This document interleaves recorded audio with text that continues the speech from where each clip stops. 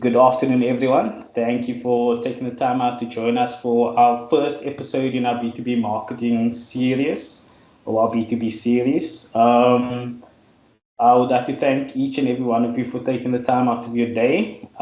This is our first episode, and if you want us to cover any topics or if you have any suggestions for topics, just leave that down in the chat, and then we'll do our best to fit that into our schedule.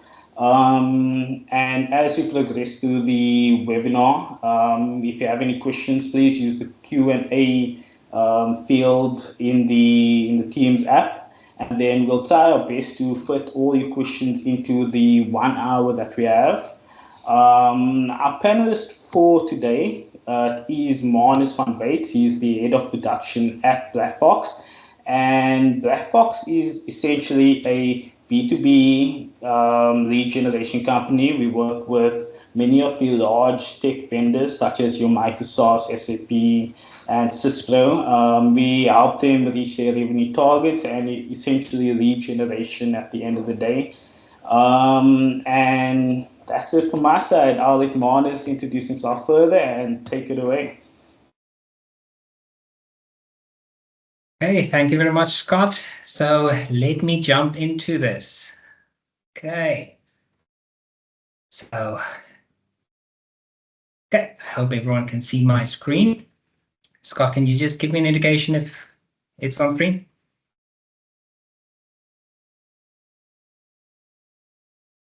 Yes, everything's showing. Okay, perfect. Okay, good morning or good afternoon, wherever you are in the world. This is going to be our first in what we hope to be a successful series of webinars.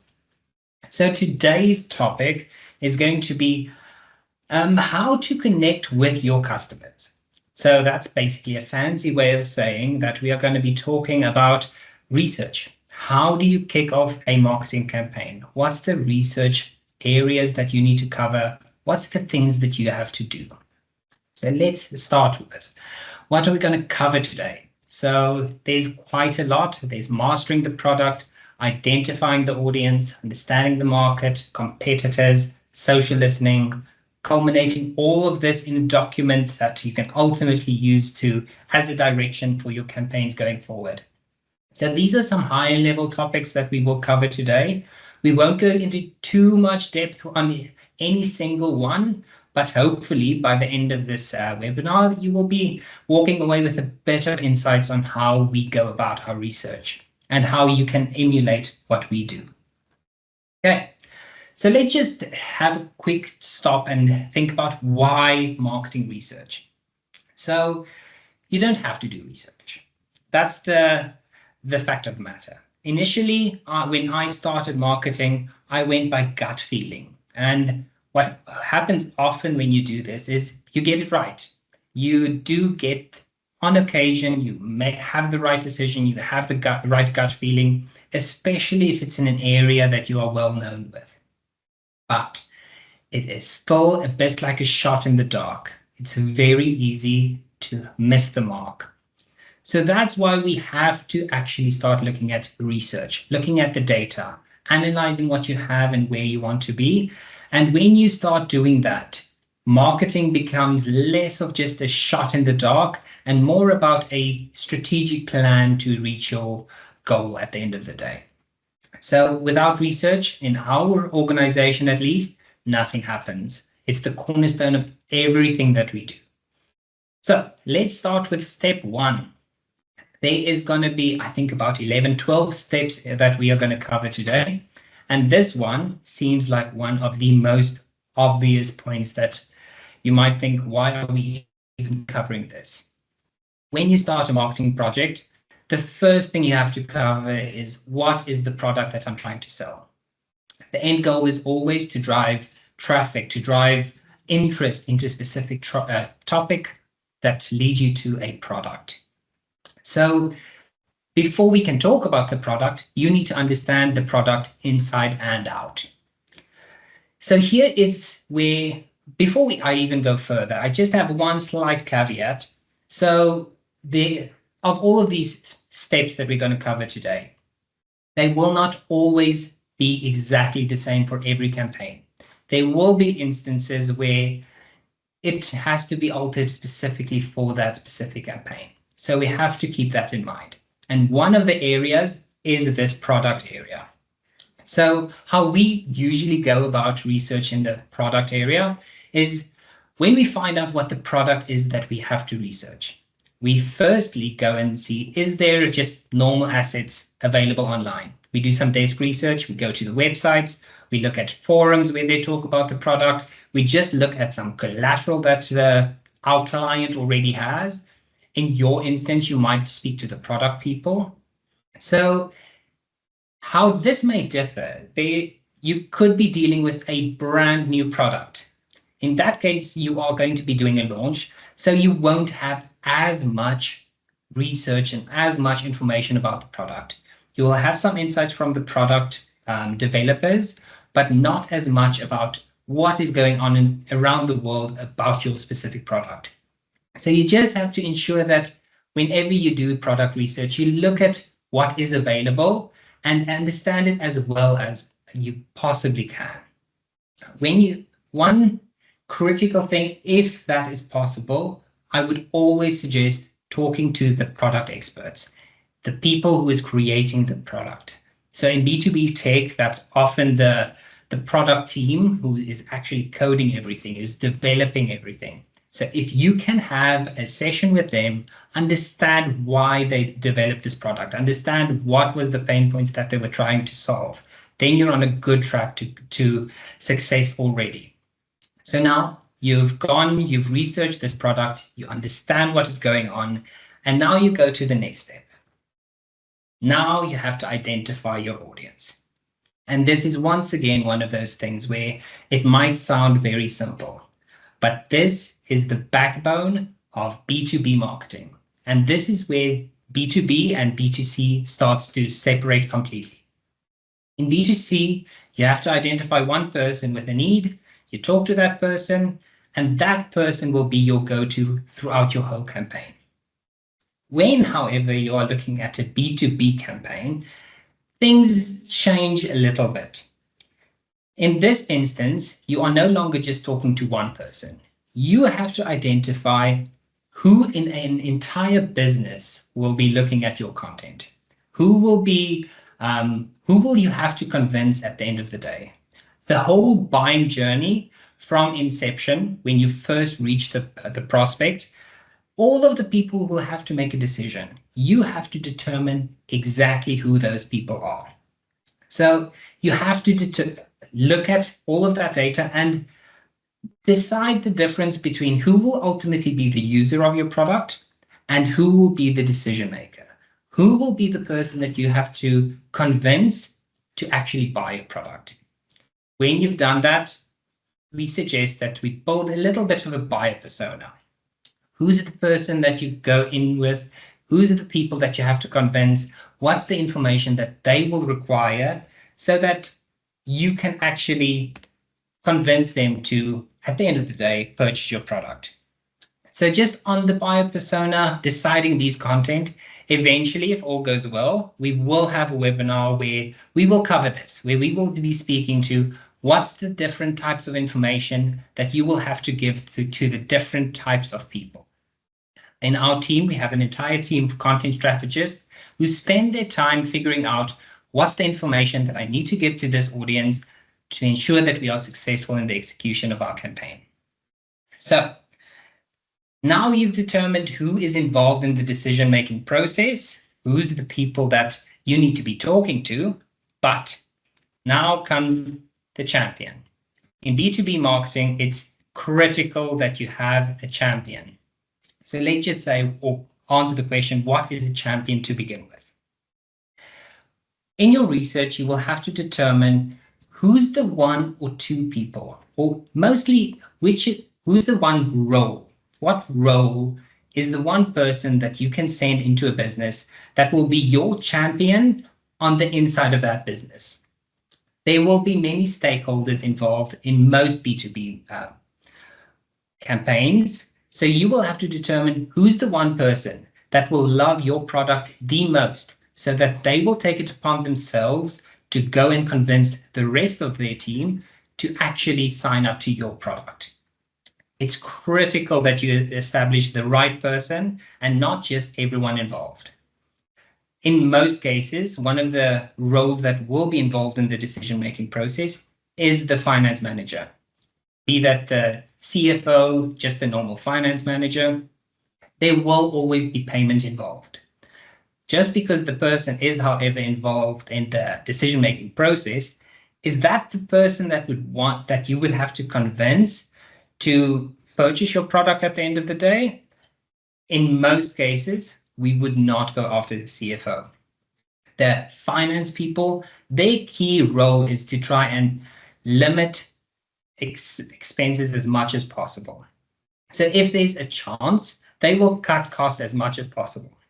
So you will have to determine, who should my champion be? Should it be the CMO? Should it be the product manager? Should it be someone in operations? Who's the person that my product will ultimately help the most and who will go and fight for your product internally?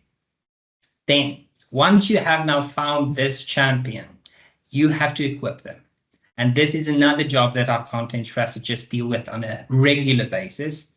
We have to equip these champions with the right information so that they can go and influence the key decision makers in the business and convince them to sign up to the product, or at least to have a lesson of what the product is about. So all of these factors needs to be taken into account when you are looking at your champion. So you have to remember this person acts as kind of your cheerleader inside. So always keep them happy, give them what they want, keep them excited. And now that we have our champion, now the next portion, this is where we start having meetings. We do one-on-one meetings with the sales team.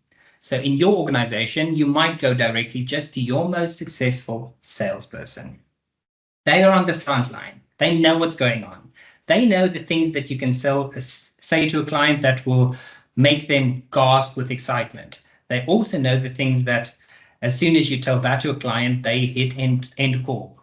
So you have to determine who's your best seller and what is the lessons that they've learned.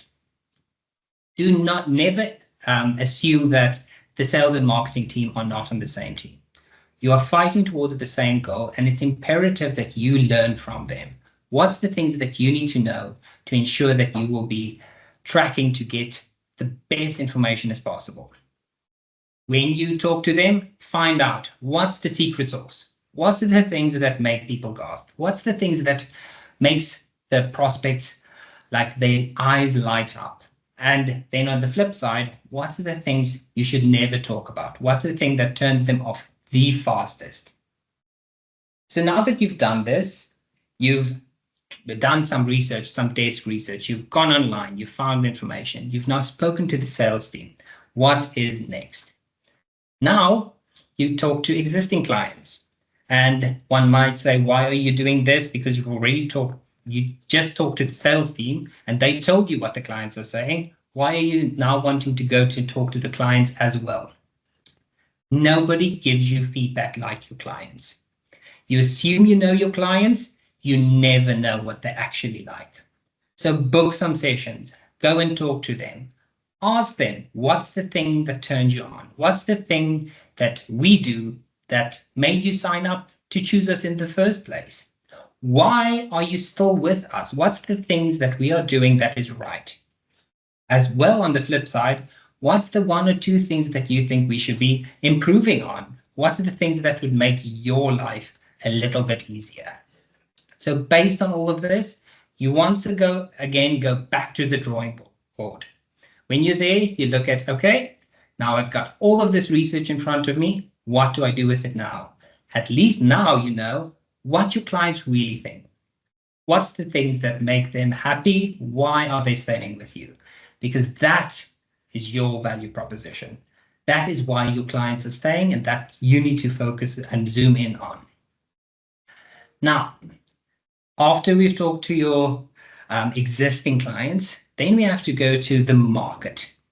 These are the people that you now need to convince to sign up to your product and to show interest in what your product has to say.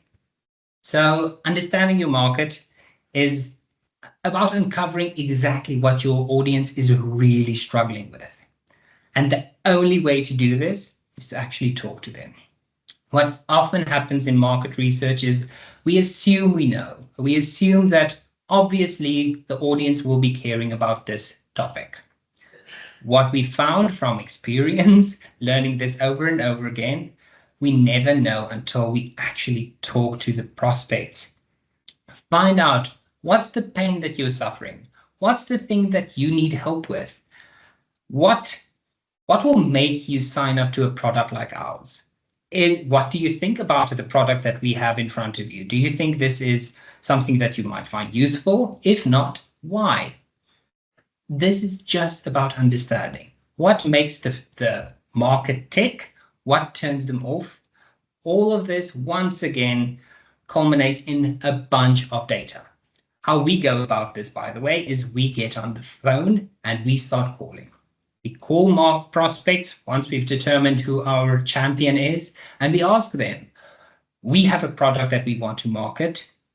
Would you be interested in this? Why? Why not? What's your reasoning? What's the things that would make you excited about this product? You need to remember, when you are talking to prospects, they do not care about your product.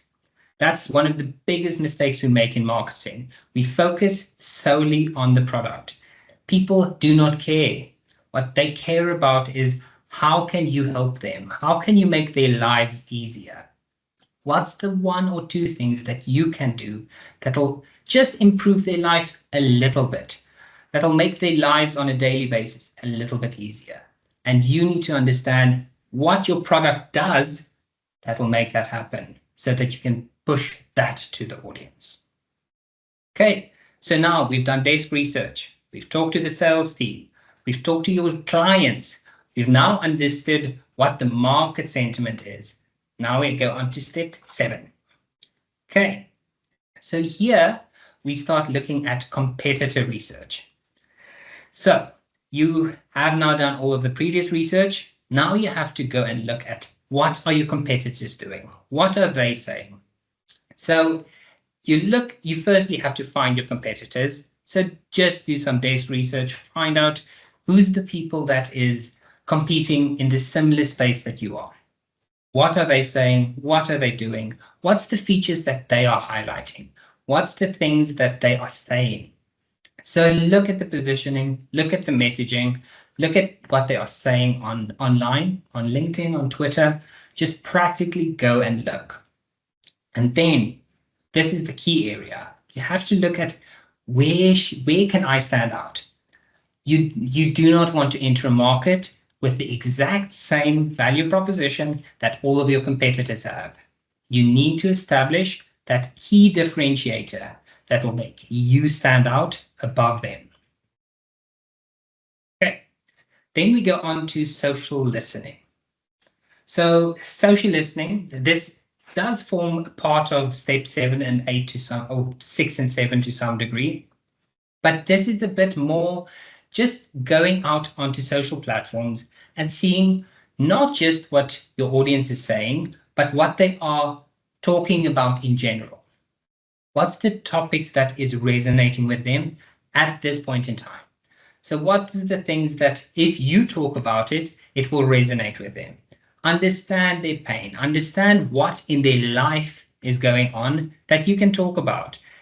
If you're then able to tie one of your the solutions that your solution offers into how you can help solve that pain, you have a immediate stories for success already. So we found this in many times that people are worried about, for example, their customer journeys and that they are losing clients.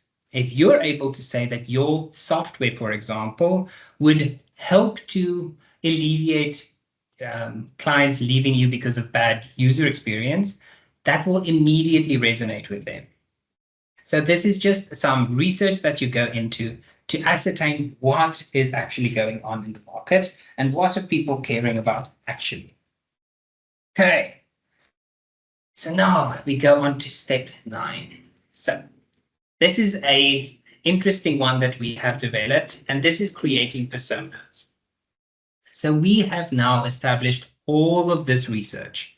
We've understood who our champion is. We've now listened to them. We listen to what they are caring about. We understand what they are thinking. We understand what topics turn them on and what we should stay away from. Now we need to create a persona. The persona is a fictional person that you will always keep in mind when you are talking about your campaign. You need to ensure that you are talking to this person at all times. And I can promise you that it might sound strange. It is a game changer. In many instances, we have created a persona, and suddenly, as soon as you've done that, you start humanizing the whole campaign. You aren't talking to just emails. You are never talking about just a name on a list. You are talking to actual humans. And creating a persona just enables you to think about all of those little names that you have collected as actual human beings, so that you're talking to them.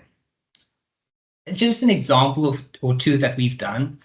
We have created a persona for that we called Selena in the past.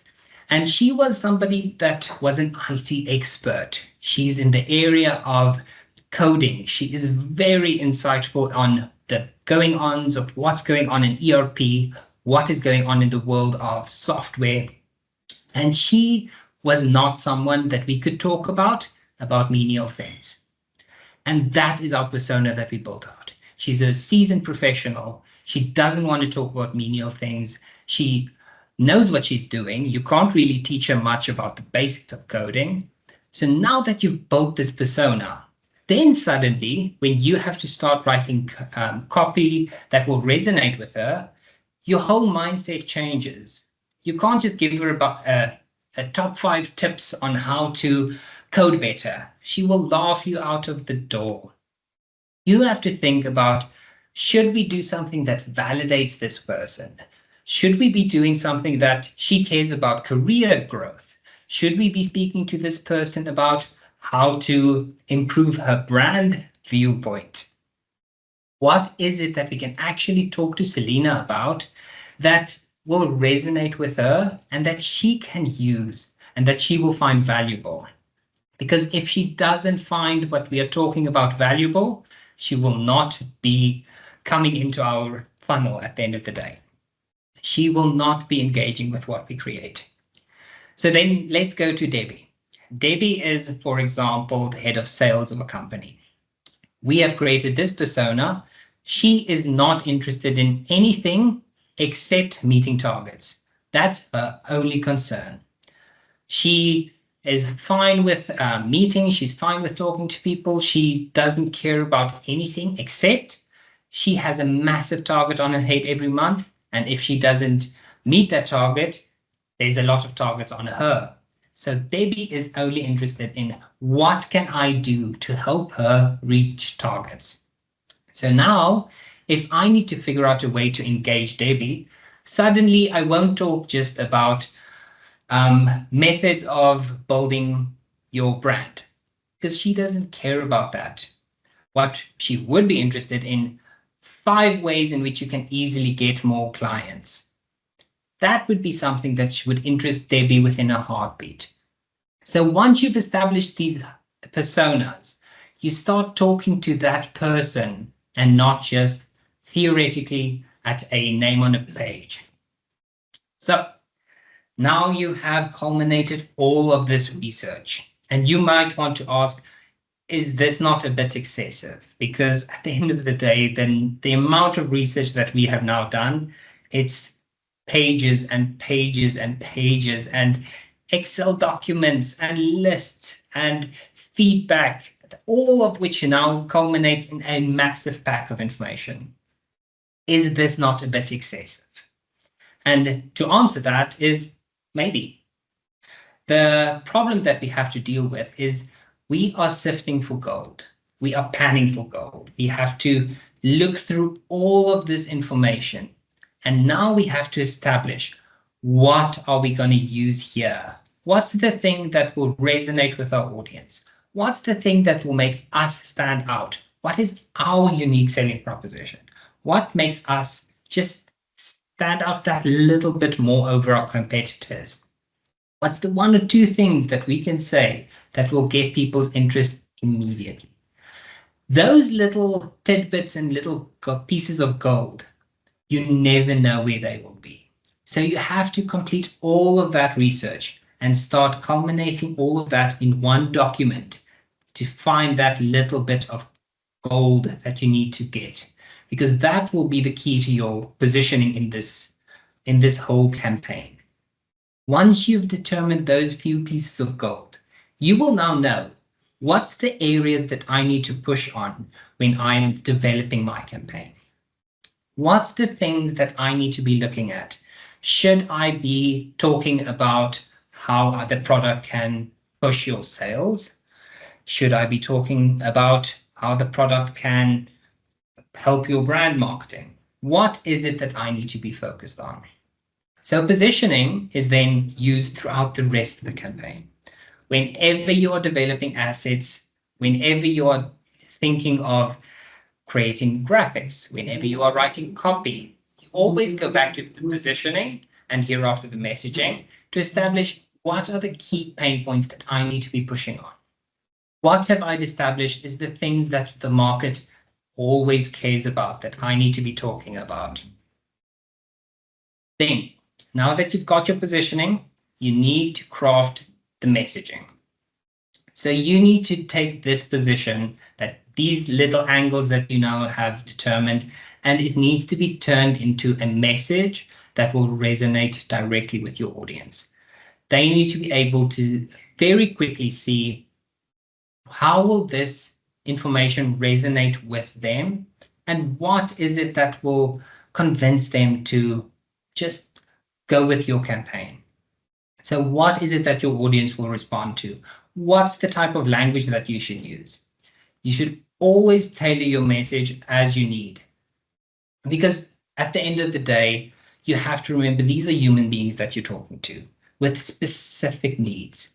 And if you are able to offer them a solution, not just to get a sale, but a solution that will be mutually beneficial for both them and yourself, suddenly it's no longer a sale. Suddenly you are talking about something that's mutually beneficial and not so much a burden on one person and a success on the other hand, but mutually beneficial for both. Okay, so this is where you are crafting your messaging and ensuring that everything is on point. How we usually go about this is we have a document with all of our research. So it's a research document. All of our research is set out. All of the feedback that we've received from the clients is summarized on that document. All of the sales parties' feedback, we've summarized that. We've established where's the key points. All of the competitor research, we've established that on that document. And we start looking through it. What are some of the key pain points that the sales team have uncovered, that the market have indicated, that is not clashing with your competitors? So where is that sweet spot? That sweet spot will then feed into your positioning, which you will ultimately be using to establish your messaging. The messaging takes into account who's the persona that you're talking to, who's your champion, how do you speak to your champion? Is your champion a seasoned CEO where you will have to use quite formal language? Or is your champion one of the IT managers and you can speak to them in a quite technical IT manner? So these are the little things that you have to look at and consider when looking at your messaging. Now, within our team, once again, we've got our content strategist team. They will be using the messaging framework throughout this whole process of the campaign. They will be looking at how we have determined that we will be speaking to the audience. What are we going to say to them in which manner? All of our copy that we write across every point of the journey, we will look at this document and determine, is this still within the framework of our messaging? Is this still a cohesive campaign where we are speaking in the same manner, where we are not giving our audience whiplash because we are jumping between different messaging? to ensure that we are taking them on a journey that's cohesive, that will convince them that our product will be able to help them. So that is why we create the messaging.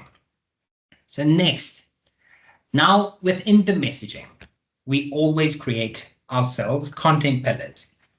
These are the top 2 to 3 messages that we want to possibly utilize within this campaign. We always have the one that we put most of our bets on, because that's the strongest campaign, or the strongest message that we want to land. So it might be cost saving and how our software can help with cost saving. It might, however, be that our product help you to be more compliant in your execution of everything.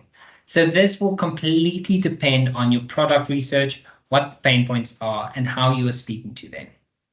You have your top one, but unfortunately with marketing, even with all of the research we've done, there's always that chance that we will get something wrong and that it might not resonate as strongly as we were hoping. So then we have our content pillars with our top 2 to 3 messages that we want to land, and we go with them, and ideally you will go and test them out. This is the further step that you take, and you go once again to your prospects. You go to your prospects and you say, what do you think about this? Is this something that would interest you? How we go about this? Once again, we get on the phone and call. I know we're living in a time where calls aren't necessarily the go-to for everyone. People are quite hesitant to get on the phone lately, but it's the quickest, fastest way to quickly get market sentiment. You just get on the phone and ask, would this be something that interests you? What do you think about this content? Is this something that would convince you to swap your provider? You can even go as far as that. So then after you've determined that your messages that you've now determined as your content pillars are actually valuable and that they are right, now the question becomes, how do I go from here? What's the next steps? Well, this is the culmination of the first research portion. So now you are pulling together all of this information, putting it together, creating a bit of a summary of the whole campaign that the rest of your team will now be utilizing throughout the rest of the execution hereof. There might be a lot of you that are sitting with cases where you are the sole man in the whole organization and you have to manage all of this alone. And that is definitely a difficult position to be in. But with this little prep work, suddenly you've got a baseline. And with a baseline, you can go much further. So some of the key steps that we've now covered are just some of the product research, audience identification, competitor research, messaging. There's quite a lot of steps more, but these are the base that will establish how you take this campaign further. But you have now only started your journey. So now the next steps will be establishing which tactics to cover. So what tactics will you utilize to get to your goal? If your goal is traffic acquisition, will I be going to LinkedIn? Will I be utilizing Meta? Will I be utilizing TikTok? All of that is determined on the research that you've now done. So when you do your social listening, please start making notes. Where do you find your target audience? Do you find them on TikTok? If not, you scratch that as a tactic. Do you find them on LinkedIn? If they are not there, you scratch that as a tactic. And all of this research that you've now done, it feeds into your next steps. So besides the tactics that you will utilize, you now have to consider the journeys that you will take your audience on, how you will go about creating the content. How will your design look? What's the type of design that your audience will like? What will turn them on? What will turn them off? And how do you go about building this? How do you execute this? So in our future webinars, we will hopefully be covering all of these in details. So we will talk about how do you decide which traffic acquisition sources you should choose. When do you choose to use LinkedIn? When do you choose to use Meta? When do you choose to do neither and you go with third-party syndication? Like all of these things needs to be informed by your research, and executing them will then be on you. Okay, so on the journey side, that will be our next webinar, hopefully. So if everyone is interested, please feel free. We will pop a link in the chat, and you can register for that webinar. So hopefully in there, you can just register, and then we will be talking about journeys. How do you establish a journey? How do you go from there? What's the things that you should consider? And yeah, some of our learnings. And then just like I said, the upcoming masterclass episodes, we will have journey mapping, we will hopefully have some content creation, and we will have go live strategies. But if you have any suggestions, please pop it in the chat and we will get back to that. Okay, and that is just about it for my content for the day. Now I can give back to Scott. Awesome. Thank you very much, Marnus, for that very insightful session. Folks, before we jump into the Q&A portion of things, we will be launching a poll into the chat. This is essentially if you would like to schedule a consultation with Blackbox, and a free consultation, by the way, and see how Blackbox can help you grow your business, or how we can maybe aid in your marketing efforts. So let me just launch the poll. So you can just take a moment to complete that, and then that would be great. There we go. Poll should be launched. Okay, and while everybody's filling that out, we can hop into the Q&A side of things. There is a question on my side, Marnus. Where is the room for AI in all these market steps, or the marketing research steps? Okay, perfect. So AI will always be a topic in today's age. I think everyone is thinking about it and talking about it. So now the question is there place for it? I think so, definitely. The question is how are you going to use it? I would never recommend that you use AI when trying to answer the questions that we've covered, because that kind of defeats the purpose. The way that a large language model works is it looks for what is happening in the out there in general. It looks at what patterns it's recognizing in general, and that is what it feeds back to you. It takes away the specialist information that we have now gathered, and it gives you more generic feedback.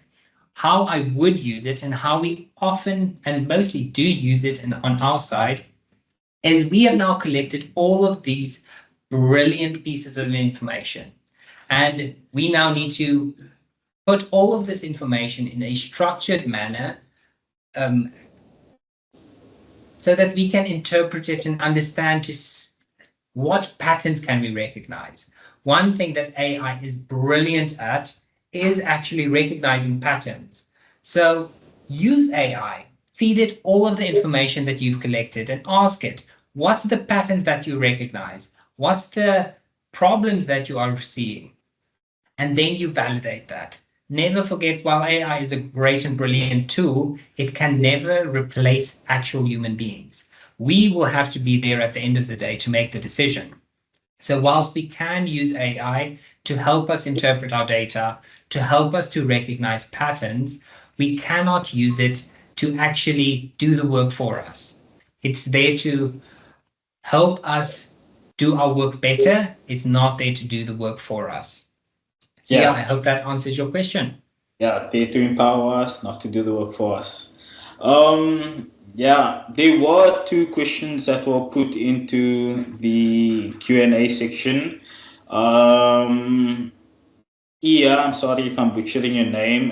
She asked if we could get the slides afterwards. Yes, the slides will be made available afterwards. Just look out for a mail from the Blackbox, and we'll take you to a post-webinar page where you will be receiving a recording of the webinar. And yeah, everything will be over there. Monis, I do have one more question. Sorry. By all means.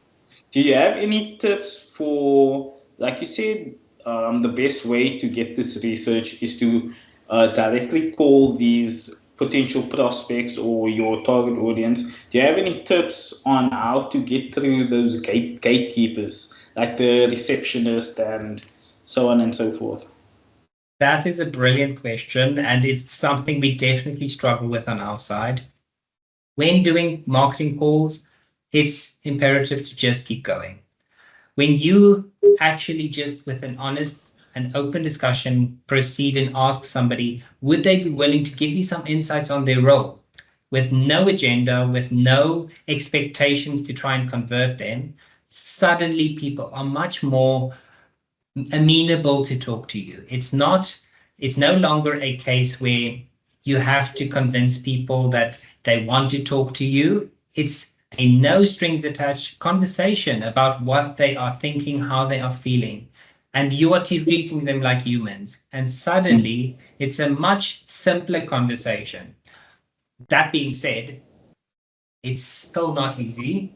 You are ultimately giving people cold calls. You have to try and convince people to talk to you, which isn't easy. But you just keep going. And slowly but surely, with every single person that you talk to, you're starting to build a profile and gathering information. And you might feel like it's taking too much time and this is not worth the effort.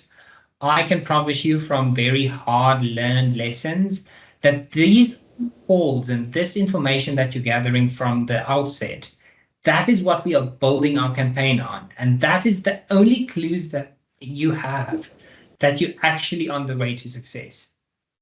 Without that, with only looking at desk research, with only looking at data in front of you, you are missing the bigger picture of what the market is actually telling you and what you actually should be responding with.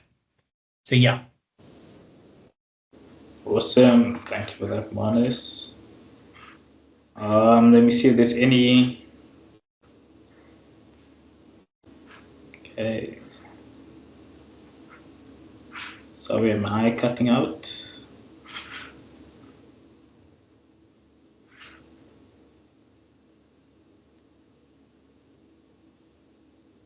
Okay. Don't think we have any more questions, so we might be able to save a little bit of time on this webinar. So just a bit of a recap of what we have now done. So we've now established that we need deep research. I think that is ultimately the end goal of what we want to do in the first process of a webinar, of a campaign, is figuring out what we're going to talk about, what's the things that will make people tick, what will make people listen to me. And once you've established that, you're half the battle is won. Obviously, we will now be going into how do you create content? What's the content that you create? How do you go about establishing a cadence and establishing messaging that will consistently resonate? So all of that will be coming up in future webinars. So please have a look out for those. And then, yeah, we look forward to sharing some more insights with you guys. Yeah, thank you to each and every one of you for joining today's session. Thank you to Monis for putting together a brilliant presentation. And yeah, have a look in the chat. There's a link to the next webinar.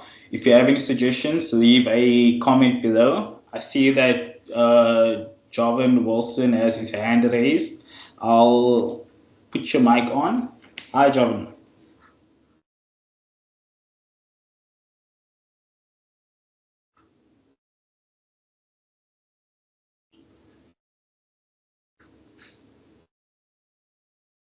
Okay, Jovan, do you have a question?